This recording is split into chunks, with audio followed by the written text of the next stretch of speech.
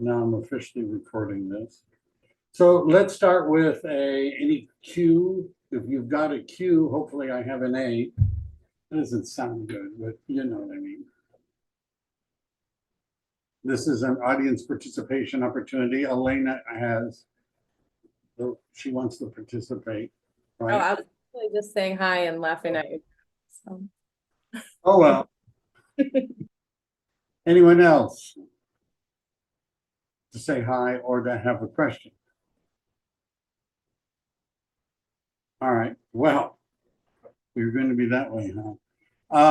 So I pasted in the chat, and I've also put it in the workplace group, just a couple of things on our never-ending quest to have the perfect home buyer consultation. And this last weekend, I actually did a Zoom home buyer consultation with Bianca, who's here. Did you want to make a comment? I know we didn't, rehearse anything. Did you have any comments about what happened? Did you want to say anything? Yes, sorry if I have a snoring pit bull in the background, so if you hear that's what that is. But yeah, it went really great. Off to a good start. I passed him on to Jody and we actually had a meeting with Jody yesterday, so that went really well. Jody's just awesome. I love the way that she's super just on top of things. She doesn't hesitate. She doesn't have us waiting. Especially with my client, he works nights, so his schedule's a little wonky. But the fact that Jody responded right away, set up a meeting right away, and just really dived into the whole process has really helped so far. So just in comparison, I have let him speak with other lenders just so he can get a feel of what he's interested in. But Jody so far is really taking the cake. So I'm very grateful for her and for being able to connect them too. All right. And the end, after we talked to him, did he sign the buyer representation agreement? Yes, he did. Yep. So that's locked in. So now we're on to the fun part of getting him pre-approved and qualified, and then the fun of house hunting begins. And was So it easy to schedule the appointment with me to have me talk to him to begin with? And Jody, did all that work pretty well with Zoom and all that? yes, yes. I love that you have your Calendly appointments all set up. So that way I can just shoot him a screenshot and say, hey, what time frame works best for you? And then I love that you can add participants. So in the future, if I would like to add Monica or anybody else to it, it's great to be able to have that available. Super convenient. And he is talking about later in the future investing into more properties. This is his first time purchasing, but later on he might want to bring in some other like co-buyers. So that would be really helpful to be able to add them all to the chat too. Sounds good. Great job. Yes, so So super that, exciting. yeah, so that's one down. I'm waiting for everyone to book an appointment with me. Just, just saying. So what I wanted to go through, and the links that I pasted in, what is all that about? What I did is, most of you know that I use a program called Otter, and Otter is a program that takes notes. And so what I do is it transcribes what I say, and then I take the transcript and I go to AI, artificial intelligence. I use ChatGPT 4.0 because I'm special. And I have it go through and create a script based upon the transcript. And so so this is a script based on the transcript with the home buying consultation I did with Bianca, just in case you're wondering. And it was good enough, I guess, because he signed the buyer representation agreement and we moved forward. And I just wanted to go through the different steps and what I talked about in that. And by the way, as I'm doing more of these, let's say I'm doing them after August, because the wording may change a little bit, I'm going to keep doing this so that I can modify the scripts as we go along. The words are usually inside me. right? And some of the words that I'm using, I've said, let's just say for a really long time, right? And so it's easier for me to just say it and go through a presentation and then get it cleaned up. Now, in the consultation we did, I did not go through the home buyer guide, right? But Bianca had it. She had customized it. At least that's what she said. And so she was ready if there were some parts of it that he, it was appropriate for us to go over, that we could go over it. So, but we didn't. And that's because he wasn't in resistance to what we were talking about. Now, in the future, what I'd be doing is sharing a folder in advance that would include that. And the other thing that I included, because I shared 2 links, is a Freddie Mac guide for getting a loan, right? And eventually I think Jody's going to have some stuff, but Freddie Mac is a GSE. And if you don't know what a GSE is, that stands for a government-sponsored enterprise. Sometimes they say entity. And the 2 big government-sponsored entities in loans are Freddie Mac and Fannie Mae.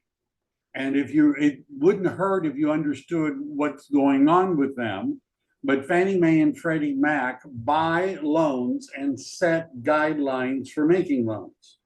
Have you ever heard somebody say it's a conforming loan or it's not a conforming loan? And if you're new to this, you might be wondering, conforming to what? I mean, what are they talking about? What does it conform to? And by the way, if you're making, I'm going to look at questions at the end. If it's important that I answer something while I'm going along, just speak up or do something, right? Otherwise, I'm just going to keep going, right? So what Fannie Mae and Freddie Mac do is they establish guidelines. They say we'll make a loan up to a certain amount. They say we want 2 years tax returns. They say we want debt to income ratios of at least this or no more than that. And if the lender makes a loan that conforms to Fannie Mae and Freddie Mac guidelines, then Fannie Mae and Freddie Mac will buy the loan. So most loans, many loans that lenders make are sold to Fannie Mae and Freddie Mac. Right? I just thought I would share that with you. Now, Fannie Mae and Freddie Mac are like, they've been called names. I'm not going to get into that, but they're sort of in lockstep. Their guidelines aren't identical, but boy, they're really close. And occasionally Freddie Mac will do something that Fannie Mae doesn't do and the other way around, but generally speaking, they're pretty close.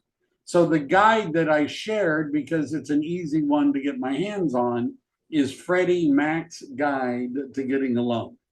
They're non-denominational in the sense that it isn't a Bank of America, it isn't Rocket Mortgage, it isn't Wells Fargo. This is the government-sponsored entity, enterprise. So jumbo loans are loans that are above the Fannie Mae Freddie Mac limit, right? Because they only go up to a certain amount. There are non-conforming loans, which are loans where they say, we don't care about Fannie Mae and Freddie Mac guidelines. We're going to make you a loan anyhow. There are loans that you can get even if you don't have the tax returns based upon your profit and loss statement of a business or your bank income statements. Now, Rocket Mortgage has all of those kind of loans. They have Fannie Mae loans and Freddie Mac. They have all those loans. They have non-conforming loans and they have loans that don't follow Fannie Mae and Freddie Mac guidelines. I just want to make sure everybody understands these words. You also might hear the phrase portfolio loans or a portfolio lender. And most banks are just selling their loans to Fannie Mae and Freddie Mac. Credit unions sometimes sell to Fannie Mae and Freddie Mac, sometimes don't. If they don't sell the loan, and that means that the bank or the lender keeps the loan and they service the loan, and servicing a loan, by the way, means bill collecting. Right, that's essentially what they send out the bills and they collect the payments. They also evict and do other things if they, I'm not evict, but foreclose and do other things.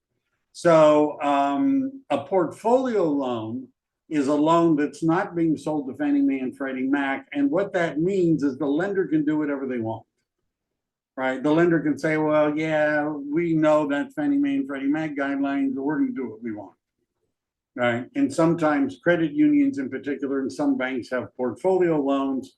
A lot of the time, they're just selling their loans to Fannie Mae and Freddie Mac.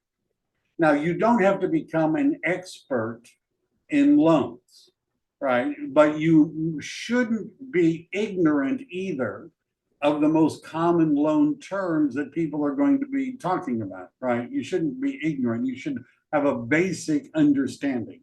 And if you sit through enough meetings with me and Jody, you're going to hear the words again and again and again. So this is the steps that I went through when I was talking to the buyer. What is the first step in the home buying process? And the answer is talk to a lender. Now, I have for a really long time, I always say that you ought to talk to 3 lenders, right? If I'm talking to a buyer, I always say you ought to talk to 3 lenders. If your money is in a bank, you might as well talk to your bank. Now, the thing about banks is banks have money, right? A lot of mortgage companies don't have money, right? What's the difference between a bank and a mortgage company? Banks have money, and most mortgage companies do not have money, but they know people that have money, right? But banks lend their own money, right? Now, they oftentimes have rules because it's their money and, they have rules. But I would not discourage somebody from getting a quote from their bank. Are you a member of a credit union? That's a question I always ask. Now, if they say no, as I pointed out in the meeting I did on the weekend, is that most credit unions will allow you to join for a really small fee, like $25 or something like that. You can go to a credit union lender and sign up. Now, most credit union loans are not that competitive. It depends on the credit union, but sometimes the credit union will have a special product, a portfolio. That means one they're going to keep that they make for their members. That's a really good loan. Sometimes that's true. The third is a mortgage company. And mortgage companies have access. By the way, banks lend money to mortgage companies, right? They have, Wells Fargo money and Bank of America money and Chase money. Oftentimes are flowing through mortgage companies too. So the mortgage companies have a much broader menu than the banks and the credit unions. The mortgage companies have everything. Rocket Mortgage has pretty much everything, 1 to 4 units residential, right? Investment loans, stated income, everything, right? Pretty much they have. So what I always say is you ought to talk to 3 lenders. You got to talk to a bank, you got to talk to a credit union, you got to talk to a mortgage company. And I recommend that you start with Rocket Mortgage. That's what I tell people. And then after that, if you could then talk to the bank and the credit union and you have something to, compare. Most of the time, people don't talk to all the others, but sometimes they do. Sometimes, the engineers, I'm in Silicon Valley, make spreadsheets, right? And they have like 50 lenders and, all that other kind of stuff, right? But we don't want to discourage people from getting other quotes because it doesn't look good and they deserve to have a second or third opinion. But we also don't want people, the idea, and we didn't get into this conversation, but the idea that, there's a lender that I found on the internet and that lender is going to make a loan at 1/8% less interest than Rocket Mortgage or the credit union, so I'm going to go with them. There's a downside to that too. Now Jody is more skilled about explaining this maybe than I am, but I always explain it from the point of view of a real estate broker. And the point of view of a real estate broker, which we're going to be getting to in a bit, is that if I'm a listing agent and I get 4 offers, what I'm looking at, among other things, is who the lender is. And if the lender is somebody I've never heard of, like I tell the story, I got 3 offers. One of them, the real estate agent was doing the loan. We don't like that, right, as a listing agent, because we don't believe them, right? Their pre-approval letter, they're representing the buyer, they would write anything. And also, if they have a loan contingency, they'll kill the deal rather than switch lenders because they want to do the loan too. Right. And so you want to be flexible. I had one of those with a buyer who eventually ended up with Jody. But the original lender told him that he needed 20% down, which means he'd have to take money out of his 401k. I had him talk to a mortgage company. The mortgage company said, we can do, it's called an 80-10-10, then 80% first, 10% second, 10% down, but it was like 15,000 in fees. Jody was at a credit union at that time and was able to do the loan for $700 in fees and almost 1% less in interest. Now, you understand, if I were invested in a particular lender, I wouldn't have gone through. My job representing the buyer was to find the right lender, right? Not, my lender, right? So the quality of the pre-approval letter, who it comes from, and how far it is in the process has an effect as to whether or not your offer is going to be accepted. It just does. Because in the one case, I had one pre-approval letter, the buyer's agent was the lender. I pushed that one to the side and said to the owner, that's the last one we want to take. The second one was an internet lender I had never heard of. The pre-approval letter had been printed off of a web page and it contained a cartoon character. The third lender was Bank of America. By the way, the first 2 were about a paragraph long, their pre-approval letters. Bank of America was 3 pages long. And I looked at the loan agent, I knew him. And I called him. And he said, give me a second. And he pulls it all up and he says, oh yeah, we've done a lot of loans for this guy. This is solid. He's got enough money in the bank. He could pay cash if he wanted to. That offer wasn't as high as the other 2, but we went with it. Does everybody understand that the failure to have a good pre-approval lender could mean your buyer may not, if it's close, won't get the house? Does everybody get that? They won't get the house. If it's something weird and they found, I found somebody on the internet and they're going to do it for, 0.2% less than everybody else, but it's someone no one's ever heard of. Yeah. Right. So we want it to be solid.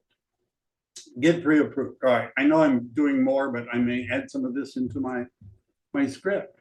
So the pre-approval, it used to be called pre-qualification.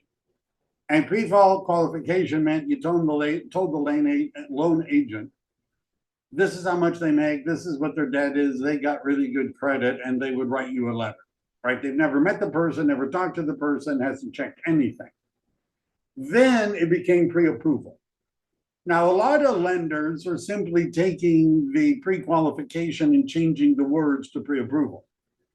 But in the steps of getting a loan, after the beginning of it is where they take the loan application and start collecting documents. The next step is called underwriting.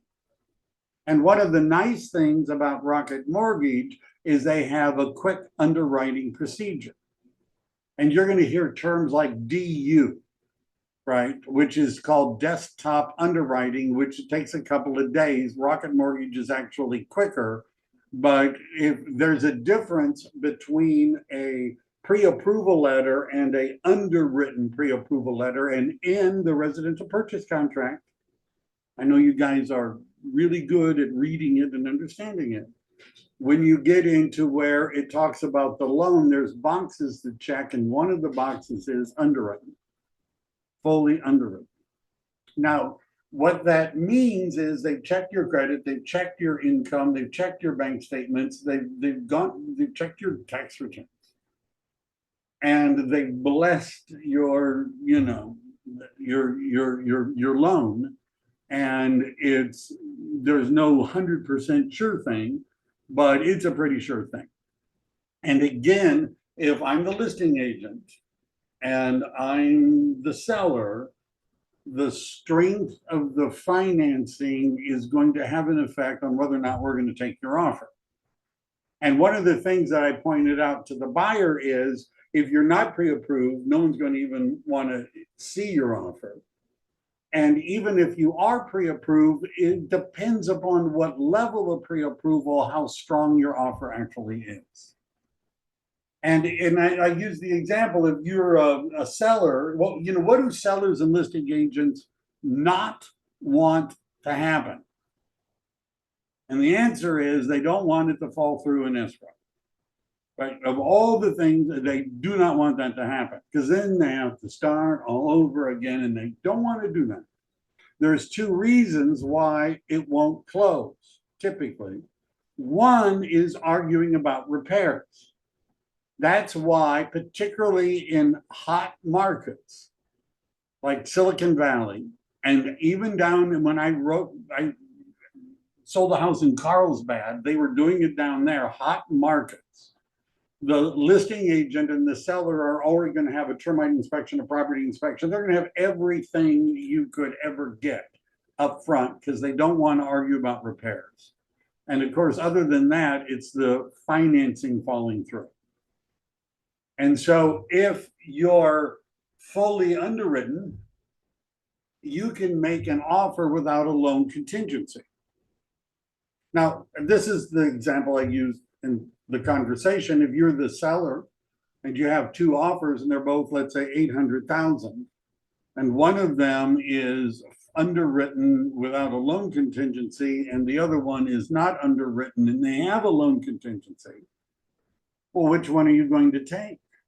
Well, you'll take the one without the loan contingency. Supposing the one without the loan contingency with $10,000 less. Instead of 800,000, it was only 790. Well, you'd probably still take it, right? You understand, having solid financing is a tactic that we can use representing a buyer that'll help them get the house that they want at a better price, right? At a better price.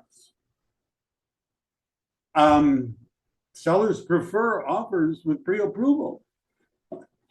And your offer is almost as good as cash, right? If it's like Rocket Mortgage, and Jody will explain this and more, can close in 10, 12 days, 14 days, something ridiculous like that, if you've gotten it underwritten, because then all they need is to see the appraisal, read the prelim, and your part is already done.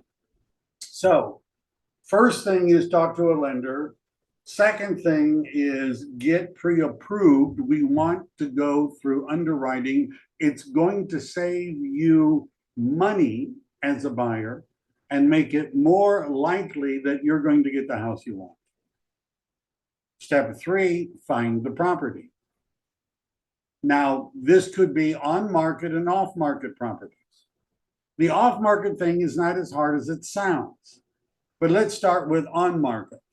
MLS, Zillow, Redfin. We're going to set up a search. Now, this is an important thing to always say. If you're using, and this is to the buyer, an app like Redfin or Zillow or any of them. By the way, according to a survey done a few years ago by the NAR, National Association of Realtors, the average home buyer had 8 apps that showed them listings. 8 average, right? So chances are your buyer has 3 or 4. You know, if they say no, I don't, ask to see their phone. I'm just kidding, just kidding. Show me your phone.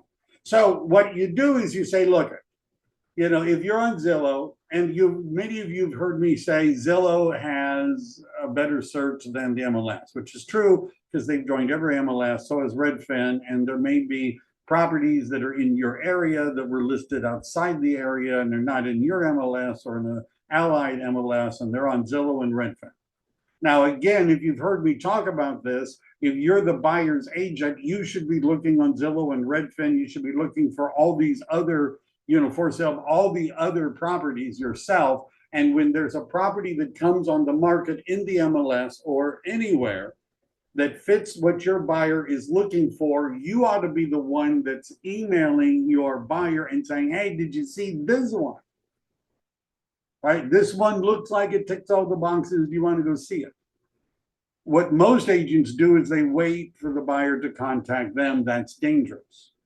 So the conversation you have is, if you're using Redfin and you're using Zillow and you see a property you like, you're going to be tempted. I believe that's exactly what I said. You're going to be tempted because there's going to be a picture of a real estate agent next to it. And it's going to say, click here, contact this agent if you want to see the property or get more information. And it's so tempting to just tap that button.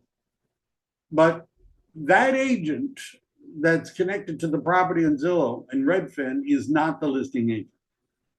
It's not an agent with any inside information about the property. It's an agent who's paid, in Zillow's case, money to Zillow for the placement. So what I'm asking you to do, if it's something we haven't shown you or something you haven't seen and you see it and you like it, do a screenshot, text it to me. And then I'm going to get all the information. I'll run a market analysis. I'll find out what the disclosures are. I'll get all the showing information, et cetera, et cetera.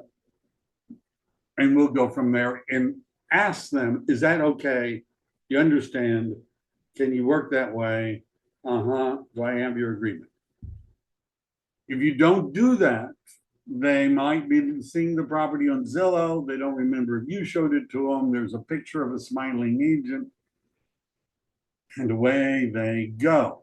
Now, when we have a buyer representation agreement, it might be less of a problem, but we don't want to fight over this. Right? You understand? And right now, I'm still going to say that. If you see something, do a screenshot, send it to me. It's possible that there are properties on Zillow that aren't in your MLS. Off-market properties would be for sale by owners. How do you find them? Zillow has them. Expired listings, how do you find them? You search the MLS. Pre-foreclosures or notices of default and notice of sales, how could you find them? RPR. So if you're really doing a full job representing a buyer once a day, you ought to, this would take probably 5 to 10 minutes. Right? You go to Zillow and you go to for sale by owners and look and see if there's anything that matches. You go to the MLS, see if there's any recent expired listings that match. Right? Usually you only have to do that once because, we look at things that would fit the buyer's criteria that aren't on the market, and RPR, you can go there and look and see if there's any recent foreclosures. So now we found you the home. The next step is making an offer. Now, in my buyer guide, I go through all this, but I didn't go through the guide. Right? In other words, the guide is there in case I needed something, a crutch, I needed to show them something, they wanted to argue something, but you might want to practice doing this so that you could do it without the crutch of the guide. Because a lot of times they just want to hear it and you can go on. So when we find it's time to make an offer, price and terms, right, we're going to run a market analysis, which the goal of which is to get an idea of what it would appraise for. There's a quick discussion of contingencies. This is an important part. The loan contingency, the appraisal contingency, and the inspection contingency are the three big contingencies. Now, I know there's an insurance contingency, which kind of in the inspection contingency, I might actually start adding that as a separate contingency, but the inspection contingency is a pretty broad contingency. Right. In the past, by the way, you could back out under the inspection contingency if you couldn't get insurance. because it's the inspection contingency so broad. So the how much do we need to offer to buy the house is sort of a teeter-totter of price and terms. In other words, if you're a seller and somebody makes an offer for 800,000, but they have a loan contingency, an appraisal contingency, and an inspection contingency, and somebody else makes an offer for 775 or 780 without any contingencies, the seller's still thinking, that one's a sure thing. This one's got a bunch of ifs. So if the loan has gone through pre-approval to underwriting, we can remove the loan contingency. And again, if there were two offers and they're both 800,000 and one of them had a loan contingency and one of them didn't, the seller's going to probably go with the one that didn't. Appraisal, we need to make sure that the property is worth the amount of the loan and to cover the loan, let's say. Now, I've made a video and I have a handout called How to Write a Competitive Offer. And when agents call me up and say, I want help in writing an offer, which you should do, by the way, one of my questions is, how long has it been on the market? How active is it? All right, were you at an open house? Was it like an anthill with people crawling all over each other? Is it expected that there's going to be multiple offers?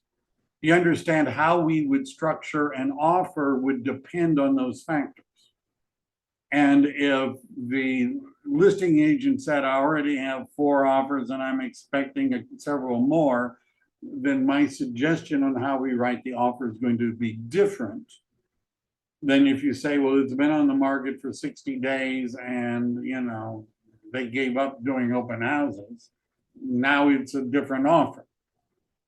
But if the appraisal contingency says if it doesn't appraise, we don't have to buy it, we get our money back.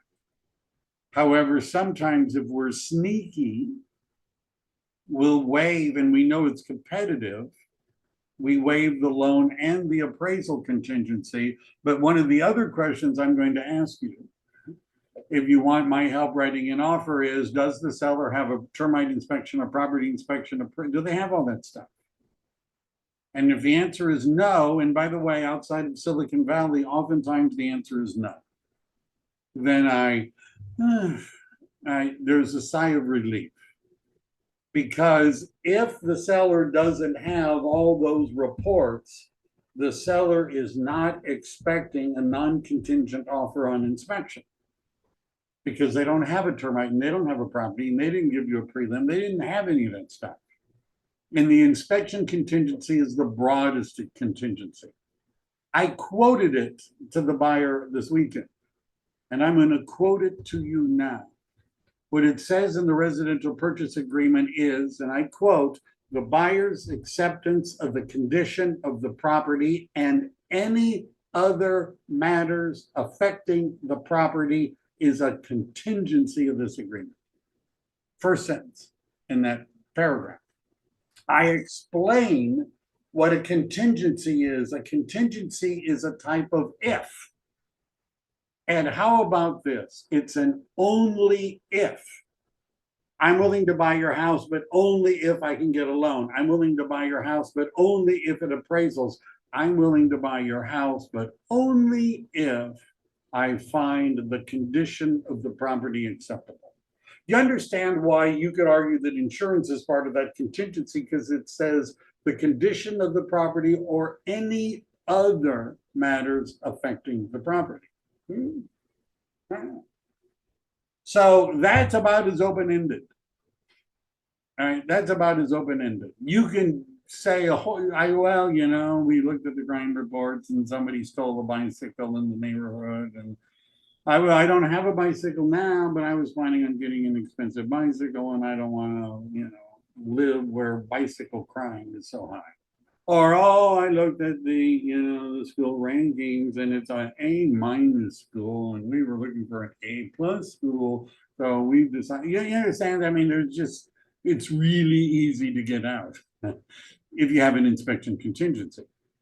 So sometimes if it's a competitive offer, and I shared this in the conversation, if it's a competitive environment, we might remove the loan and appraisal contingency, even if we need them to close the transaction, because if we keep the inspection contingency, we have a get out of escrow free card. We have an escape hatch. We'll find something wrong. Oh, I drove by the property at 9 and it was noisy and the neighbors look rough, and so I decided not to buy it. All right. Well, out.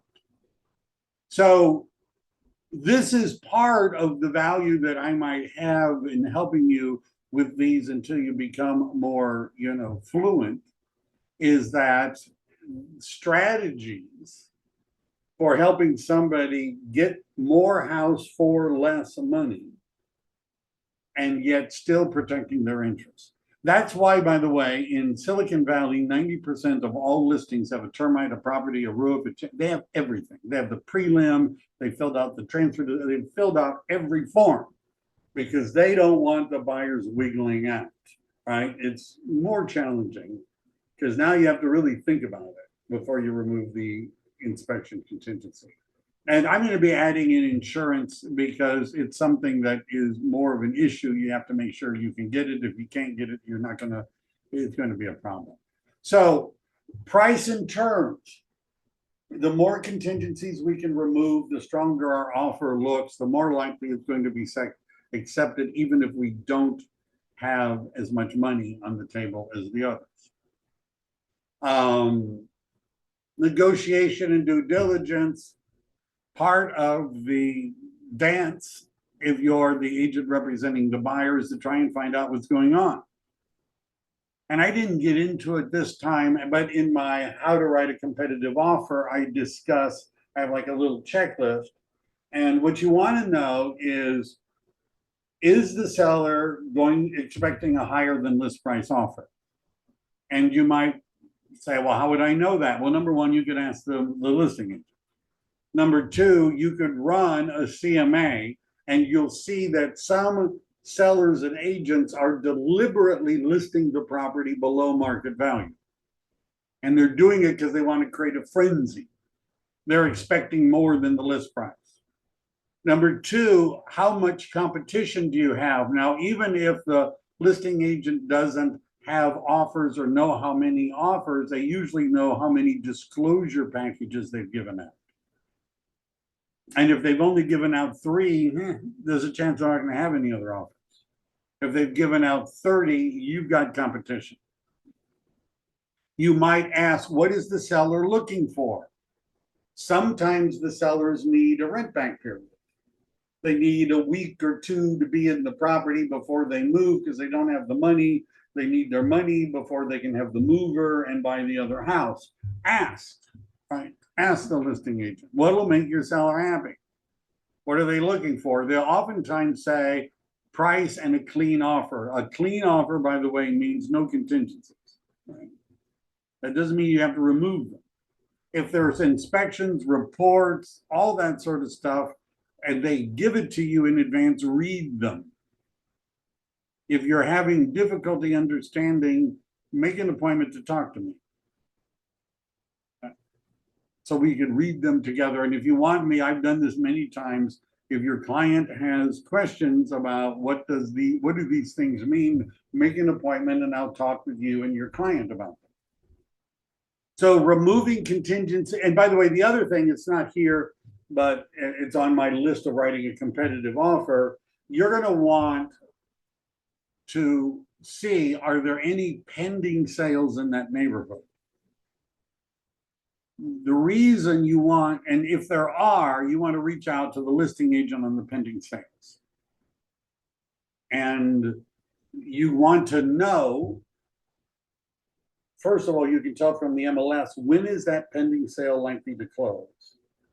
And ask the listing agent, is this, congratulations, I'm writing an offer on a property in the neighborhood very similar to the one you've got under contract. And I just thought I would reach out to you and see, did you get list price, more than list price? Can you give me an idea?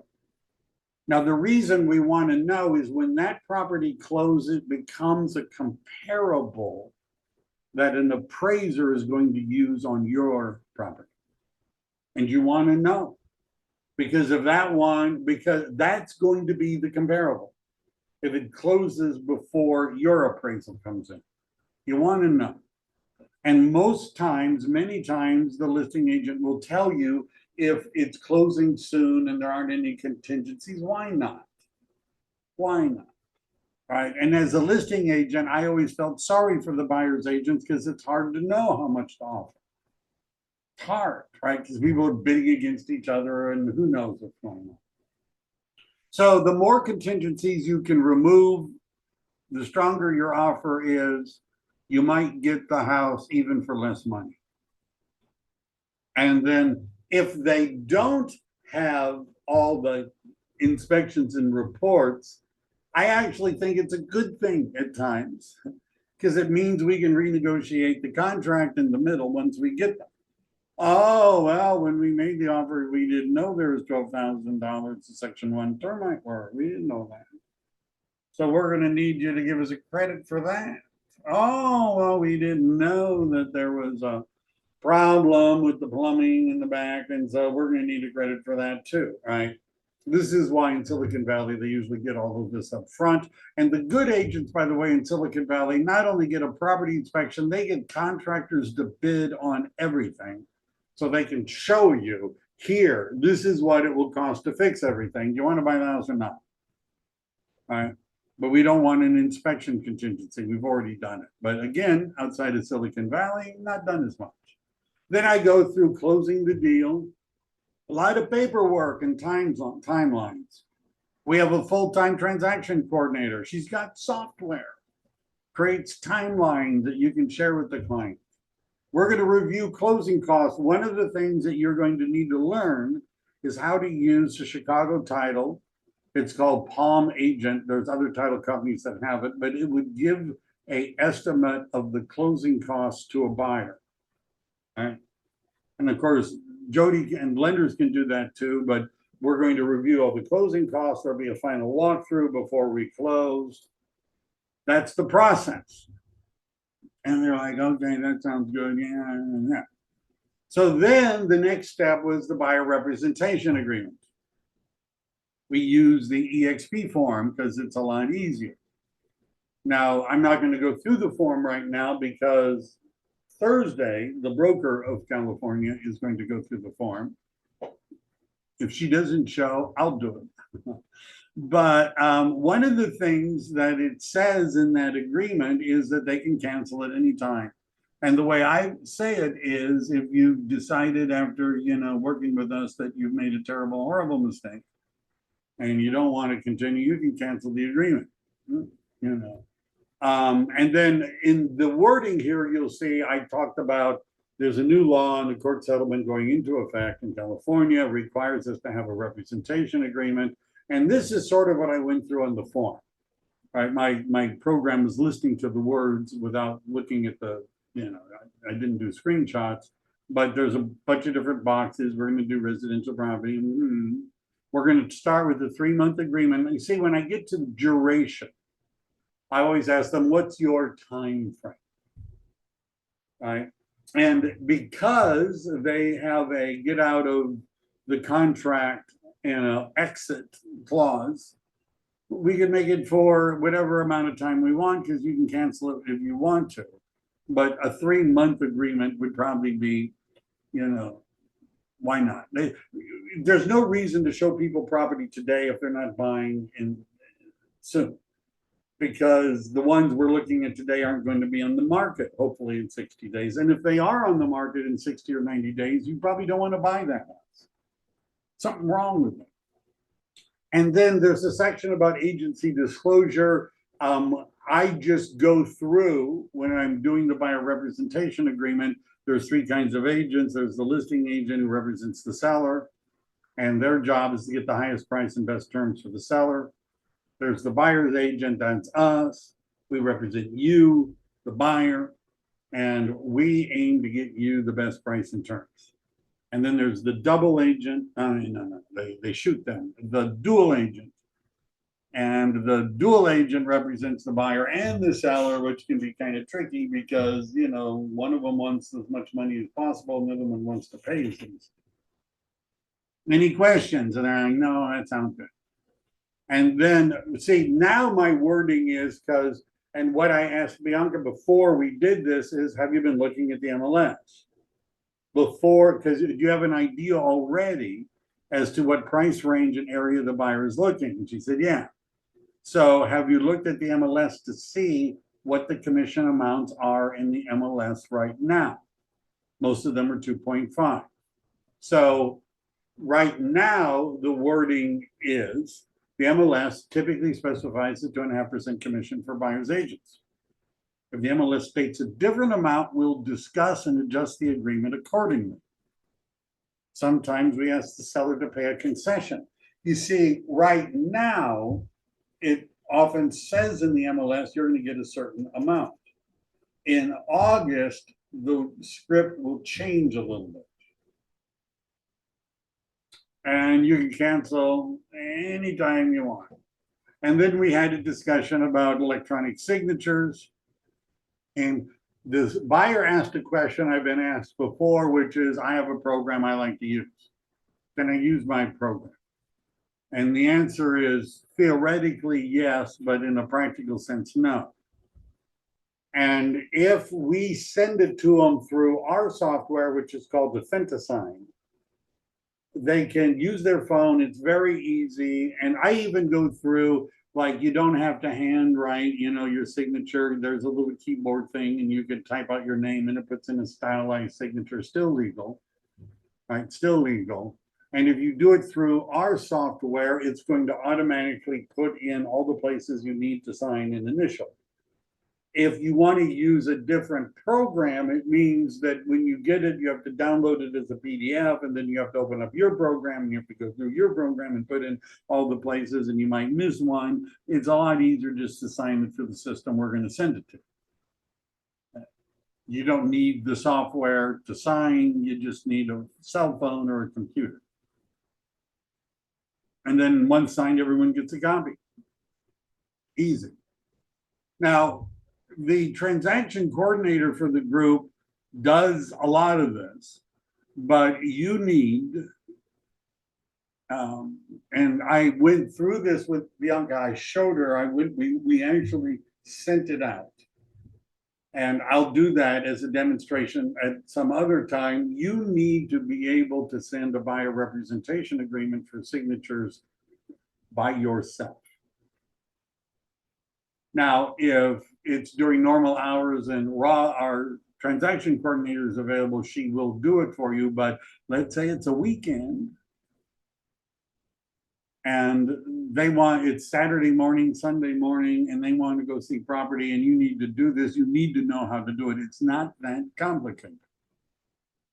Right? And if there's lots of how to do a quick e-sign with, there's lots of training on this available. You might want to create yourself as a buyer and practice sending it to yourself for signatures. You need to be able to do this. Yeah, you need to be able to do this. All right, no, you need to be able to get people to sign the document. All right, and then there's the the end of it. Where do we go to practice sending that, Michael? Where? This is Lewis. Yeah, you said to send it to yourself. Where do we log in to do that? See now, oops. You go to the California Association of Realtors and you sign it. And by the way, I have posted on Workplace. If you're a member of the California Association of Realtors, they have sent you emails. They do training every week. Zip Forms has their, CAR has their own YouTube channel, so does Zip Forms. But you would go here, you would go to transactions, and what is best to do is for you to create a template. The transaction coordinator can help you with this, but there is, yeah, I already went to the class. I went to that class already. So let's not do that. And this is the one we did, right? And so what you would do if you had time in advance is you would go over here and you would create a new transaction, and it would be a purchase. Notice you also could just do a quick sign. But if you really think that this is going to go someplace, then you could just say, I'm going to create a template. I'm going to create a buyer transaction. Right? So let's just say we're going to do this, and the property is 123 Main Sample Street, and the property address, notice it wants one, right? And we can connect, and so it's really expecting that I'm going to write an offer. Let me go back here, and I'm just going to say new quick e-sign, and this is Billy Buyer, right? He wants to go look at properties, and so I'm going to create this. And it wants to make me a folder. That's that thing over on the left. So now we're in zip forms. It wants to add a document. So if we go to, if you already have the buyer representation agreement, again, Thursday, we're going to go over them, but you'll notice that if you have it in Google Drive or Dropbox or OneDrive or Box, does anybody still use that? I don't know. And let me see, do I have a copy? How about here? This is a buyer representation agreement. And what I do is, I might as well do this now because I got a couple of minutes. What I do is before I upload it, right? I should have done this first. Let me get my Zoom around. Before I upload it, I open it up. And the reason I'm opening it up is because I'm lazy. I mean, I'm efficient. And I like to use other programs rather than zip forms to fill out the PDF. So someplace it should be here. Where is it? I'm looking for a PDF, date modified. Where's the PDF? New licensees. eXp Realty, buyer broker, eXp Realty. Is that the only one I've got?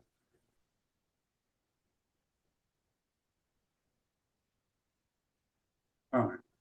So this is one I've already filled out. That's not really what I wanted. Let me see if I can find one I haven't filled out. Buyer broker, buyer questionnaire. Well, all right.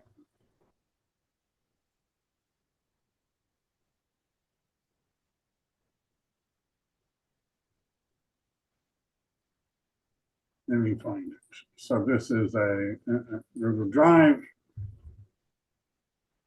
This is worthwhile. This requires a little bit of prep. Buyer. And we're going to say we want something that's a PDF. Find me the form. All right, buyer representation agreement.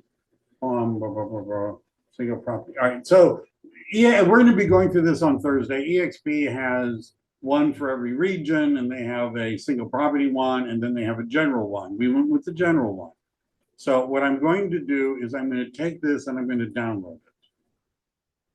Now, I have two options. One is I could just download it like I'm doing now. Let me put it here. Or two, if I've got it in Google Drive, you should install a program. It's a free extension. It's called DocHub, DocHub. Notice I'm in Google Drive and I go to DocHub, and they have an upgraded version. You don't need it. And I go to DocHub and I let DocHub run. It's a free program. DocHub is an amazing program. Those of you that are geeky may know of a program called Adobe Acrobat. DocHub acts like Adobe Acrobat, only did I mention it's a free program? And if I've got a multi-page document, it'll show me all the pages. If I wanted to delete a page in the PDF, I can delete the page. If I wanted to take other PDF and put it in this PDF, I can do that. If I wanted to rearrange the pages, I can do all that. If somebody had their name and logo on a PDF, like a lender maybe, and I wanted to use their flyer, but I wanted my name and my picture and my logo using DocHub, I can eliminate their name and their logo and their information and put my logo, picture, and contact information on the PDF. But for this is child's play for DocHub, I go over here and I click on this and I just go here and I put in an X, residential, right? I might put in a big X. Now we're supposed to be doing this next Thursday, but then here I would put in a date, right? When it will automatically, and I added 3 months. Here, this is called a safety clause. The broker's going to go over this. I put in 30 days. We'll talk about what that means. Here is the commission. So I click here, put in the X, put in 2.5. Right? Why not 2.5? And go down here, no additional terms, none of that. And then I fill this out. So what, if I were you, I would be doing is taking one of these forms, you might leave off the date and some other things, and filling out your information. Oops, that's the buyer's name. That's a signature block. Don't worry about this. Buyer's email, telephone. I don't think we need it, but you can, it's there. You put in the broker's name, that's eXp Realty. Your signature is going to go here. Your name is going to go there. You could put in the telephone number. I don't think it's needed. Deborah will correct me on Thursday if it is. The broker's email is your email. Broker's license number is something we're going to give you. It's a 018 number, and here's your number. And once you've done this, you can now go over here and download that PDF. So now you're starting with a PDF that's already got all that stuff in it. And in advance to meeting with the buyer, why not type in the buyer's name and get the buyer's email and all that other stuff together? Easy to send out. So let's assume we've already done all that. And there's another program. I actually used a different one to do it. This is called Foxit Reader. But if you keep your stuff in Google Drive, get DocHub. It doesn't cost anything. It's got lots of other uses, but you can see I filled it out. I put in residential, Yuba County. I put in the end date. I put in 30 days. I put in 2.5%. I checked the box. We filled out that information. All right, so now that we've done that, we would go over here on the right and go to signers. I'm giving you a quick zip forms. Add participants, add yourself. Now, if I were signing it, now Bianca was, so I didn't, but I would add myself. If they're in my contacts, like a contact I've already saved in advance, which would be a good thing to do, I could just find them. Right. And so if I have a new person, I could just add them. But if we're doing a quick sign, there's not a transaction yet. But anyhow, we figure out the signers. So let me just do this for funsies, somebody that is, I'm not going to send it to anybody. Here's an agent. I'm just going to pick on him. Nah, I don't want to do that. I don't want to do that.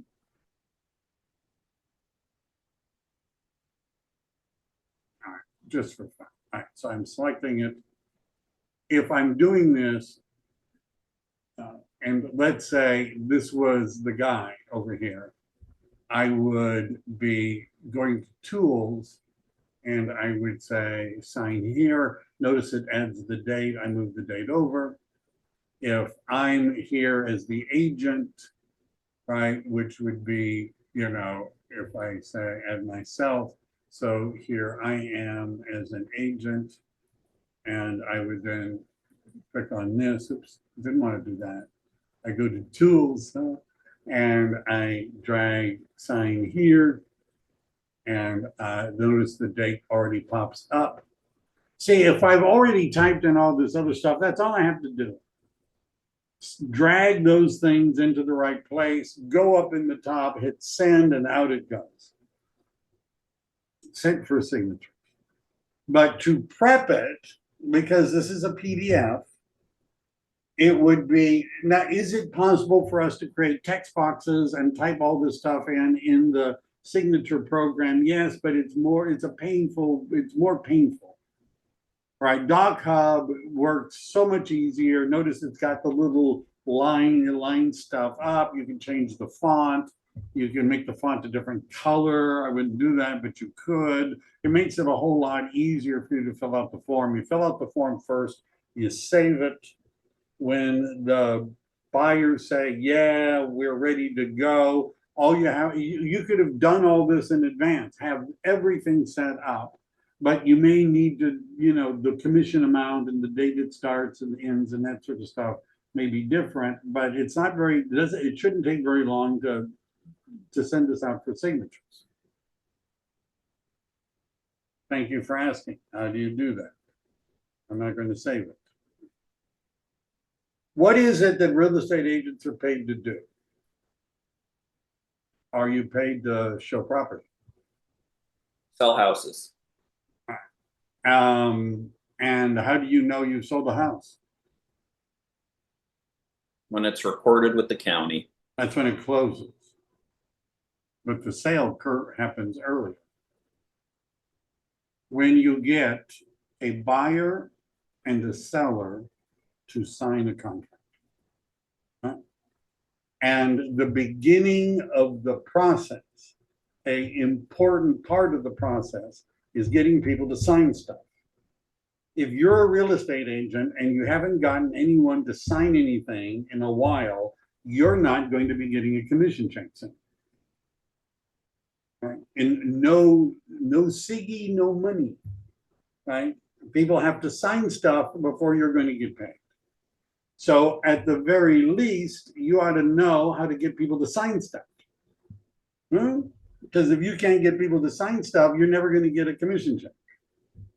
And yes, we have a transaction coordinator, but what if it's Sunday night and she's got a life and isn't going to sign stuff for you? You need to be able to do a basic signature with zip forms. If I'm available, I've been at the gym talking people through how to use zip forms. This is painful, right? Because I can remember what the screen looks like. And so I'm saying, you see in the upper left-hand corner, there's a little thing that says e-sign. No, it's probably to the left of, geez, watch a video, right? Practice sending a buyer representation agreement to yourself for a signature so that you can go through the whole process and you can do it smoothly. See, the last step when Bianca and I did this is, and I showed her, I did it. We typed in all the information, we uploaded it to the zip forms, and we sent it out for signatures. It closed the loop. You need to be able to do that. Thank you. Right? You need to be able to do that. Those of you that have heard me do my pitch, I say there's three software programs real estate agents need to understand and know how to learn, how to use. The MLS, RPR, and zip forms. Minimum. Notice KV Core is not on that list. You can survive without KV Core, but not zip forms. All right, was that enough? Yes, Thank sir. you, Thank very Michael. much. Very informative. Thank All you. All right, let me see, is there any Thank chat you. here? I have to play with Doc Hub. All right, where do I find scripts and buyer's guide? I post them on Workplace. And they're also, I posted them on Workplace as well.